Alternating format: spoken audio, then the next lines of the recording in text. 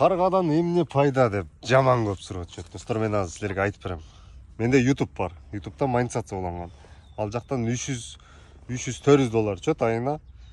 Анан кийин Instagram'dan рекламадан 100 миңден ашык чөт. Бир рекламаны 10 миңден ашык нарак берагы менен кылып аттык.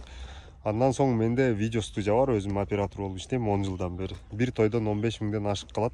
Айына 10 той, 15 той тартабыз. Ал жактан жок дегенде 150-200 миң калат. Анан достор, бунун YouTube'да өзүнүн спонсорлору бар. Этке деп акча которуп турат. Ал жактан 60 миңден ашык акча чөт деп эле алдай берсең, элдер ишенип алса, азыр көрө албагандар бардыгы каргабагат да достор. Тамаша, мындан эч беле пайда жок. Бул жөн эле мындай шерик болуп, природага чыгып, мындай айланып, чөнтөгүңөн акча кетет, ардекке кетет. Просто мага жагат да достор. Кээде ушу жөн эле жаккан нерсени да кылып туруш керек. Сөзсүз эле акча түшүш керек, анан акча деп эле жүрө бербейчи.